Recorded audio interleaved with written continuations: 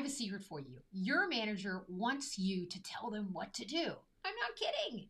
They want to know how to help you, how to manage you. They actually want you to tell them. I've spent the last 25 years coaching executives, and I've heard from leader after leader that the people on their team don't know how to manage them, don't know about managing up, and don't know why it's so important. But that's not going to happen to you, because you're going to learn the facts about managing up starting right now. I'm going to share them with you.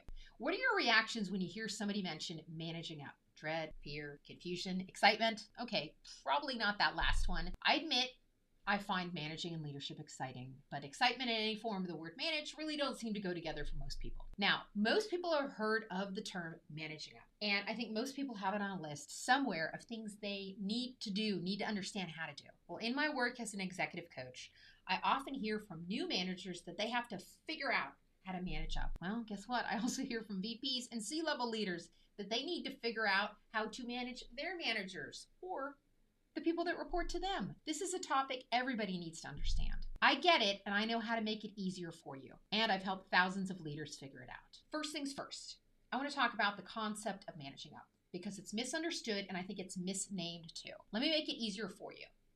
There's a list of 5 things that managing up actually is, what it actually entails. So let's go through that. Number 1, it's part of your job and your manager's job too. Number 2, it's how you can solve complex problems and become more effective. Number 3, it's tooting your horn, sharing what you do well. Number 4, it's spending time together. It's having coffee or lunch together, virtual or in person. And number 5, it's building and managing a relationship. Let's go over that number 5 again, a little slower. It is building and managing a relationship. I came back to that because number 5 is the most important item on this list. This is what you are doing when you manage up. Now, remember a moment ago, I said that managing up was a misnomer. Here's what I mean. You aren't managing up. You are building a relationship. Burn that into your brain. Building a relationship. Repeat it. Building a relationship. Managing up is about building a relationship with your manager. Old-fashioned managing up is something that people tend to do when they need help. They find themselves in a problem. They're in a pickle. It's short term. It's a Band-Aid. But building a solid relationship with your manager is something you can work on each and every day. It's an opportunity. It's long term. And dedicating time towards it can change your life, your career. Really. So for convenience and for now, I'm still going to use the term managing up. But I really want you to understand and reframe what it is. It's building a relationship with your manager. Now, we've talked about what it is. Let's now talk about what managing up is not. Okay? So before we go there, I want to know if you're enjoying this video. If so, please hit subscribe so you can get notified when my next video is live. Okay, let's talk about what managing up is not. Managing up is not, number 1, kissing up. Number 2, manipulation.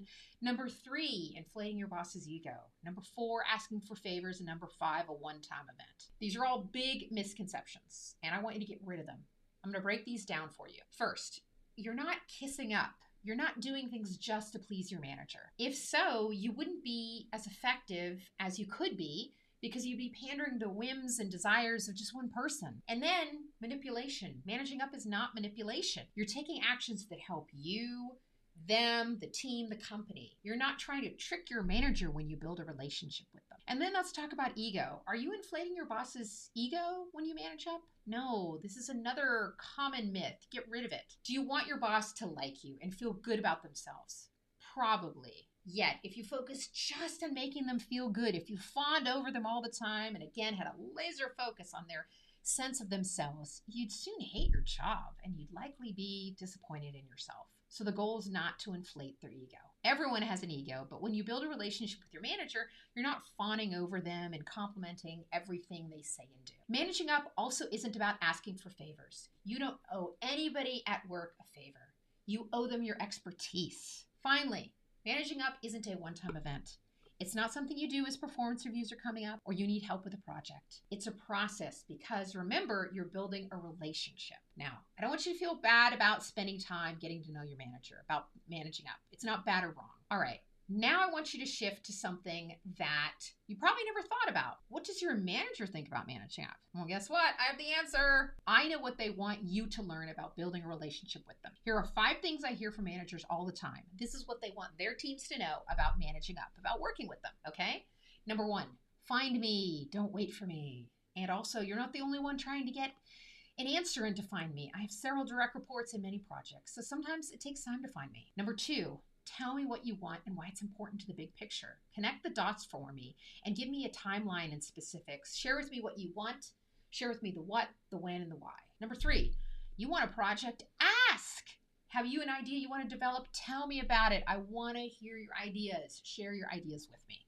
Don't wait for me to ask. Okay? Number 4, I'm not going to develop your career. You own that. I know that you've heard for years that your manager is your partner in developing your career, and I don't mean to sound mean, but that's not true. You are in charge of your career development and growth. I can help you, but you drive it, you own it. And then number 5, don't take things personally. Forgive me when I'm rushed, late, or overwhelmed. I'm human. I'm fallible. Forgive me. There. You've just learned what your manager wants. I hope that's some clarity for you. No more mysteries.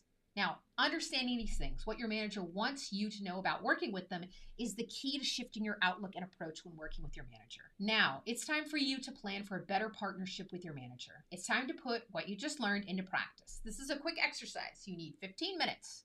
Number 1, take 5 minutes to write down and describe the current state of your relationship with your manager, okay? The current state, what it's like. Number 2, take another 5 minutes, write about the ideal state of what it's like to work with your manager. Take another 5 minutes to write about the gaps in between the current and ideal state. Start there, just 15 minutes, and you'll begin to build a better relationship with your manager. You'll do better work. You'll feel more connected to the people around you. You'll be more confident, and you'll have more fun. Work can be easier once you build a relationship with your manager.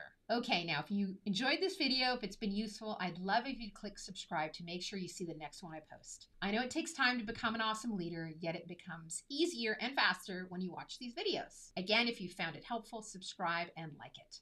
Lead with ease, my leadership friends. I'll talk to you in the next video.